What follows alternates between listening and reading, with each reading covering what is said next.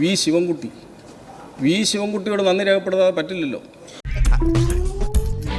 V ശിവൻകുട്ടിയെ ലോകം അറിയപ്പെടുന്നത് അങ്ങിരിക്കുന്ന ചേംബറിൽ കയറി ആ കമ്പ്യൂട്ടറുകളും കസേരകളും എല്ലാം തല്ലിപ്പൊളിച്ച് മുണ്ട് മടക്കി കുത്തുനിന്ന് ആനന്ദ നൃത്തമാടിയ ആളാണ് വി ശിവൻകുട്ടി. ഒരു കയ്യബദ്ധം അല്ല, പ്രഭാകരേട്ടന് വീട്ടിൽ വിലയില്ലെങ്കിലും നാട്ടിൽ പുല്ല് വിലയാ. അന്നാണ് ലോകമാദ്യമായി വി ശിവൻകുട്ടിയുടെ ശുഷ്കാന്തി ലോകമെമ്പാടും കണ്ടത്. കേരളത്തിലെ ഒരു MLA ലോകത്തെമ്പാടും അദ്ദേഹത്തിൻ്റെ ശുഷ്കാന്തി കാണിച്ച ഒരു സമയമായിരുന്നു അന്ന്. ഒരു 5-6 ഏലസും കൂടി മേടി ജപിച്ച് എന്റെ അരയിലും കൂടെ കെട്ട് ഇവനെ ദൃഷ്ടിപ്പെടും. അത്രയ്ക്ക് ബുദ്ധിയാ.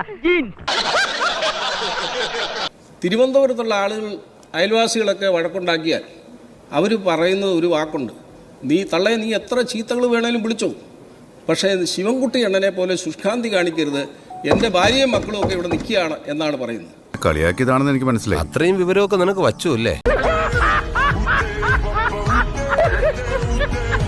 സാർ, സ്വർണം കെട്ടത് ആരപ്പ, സഖാക്കളാണ് അയ്യപ്പ എന്നുള്ളത് സഖാക്കന്മാരുടെ ഫോണുകളിൽ പോലും ഇപ്പൊ റിംഗ് ടൂണാണ്.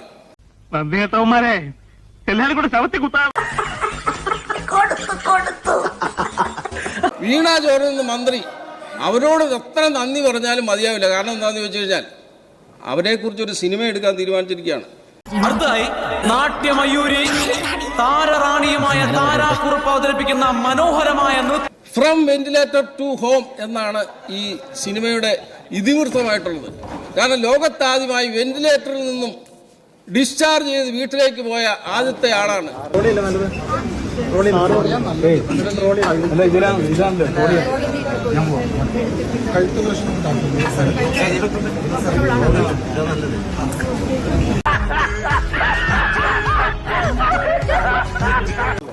ട്രംപിന് പോലും അങ്ങനെ സംഭവിച്ചിട്ടില്ല.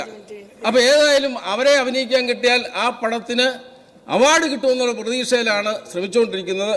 ഞാൻ ശരിക്കും ഇംപ്രസ്ഡ് ആയി. ഈ അടുത്ത കാലത്ത് അങ്ങനെ ഒരു കഥ വന്നിട്ടില്ല.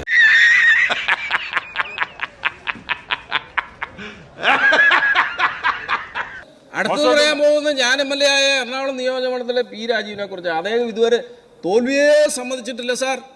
സ്വാഭാവികം. അദ്ദേഹത്തോട് പത്രക്കാർ ചോദിച്ചു, ഈ തെരഞ്ഞെടുപ്പിൽ എന്താണ് സംഭവിച്ചതെന്ന്. ആഗോളതലത്തിലുണ്ടായ ചില മാറ്റങ്ങളുടെ അടിസ്ഥാനത്തിൽ വന്ന വ്യതിചലനങ്ങളുടെ ഭാഗമായി ഉണ്ടായ ഉരുത്തിരിഞ്ഞു വന്ന ചില മാറ്റങ്ങളായിട്ട് ഇതിനെ കാണാൻ കഴിയുള്ളൂ പറഞ്ഞത്. എന്റെ ജീവിതത്തിൽ ഇത്ര ഞാൻ ചിരിച്ചിട്ടില്ല. വീണ്ടും അദ്ദേഹത്തോട് പത്രക്കാർ ചോദിച്ചപ്പോൾ ഹോർമീസ് കടലിടുക്കിനിടയിലൂടെ വന്ന അന്തർവാഹിനിയിൽ നിന്ന് ഒലിച്ചു വന്ന ലാവയിലൂടെ പ്രവഹിച്ച ചില മാറ്റങ്ങളാണ് ഇതെല്ലാം എന്ന് അദ്ദേഹം പറഞ്ഞു.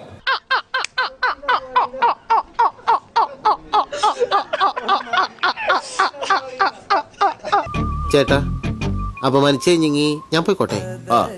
അപമാനത്തിന് തന്നെ അപമാനമാണ് നീ.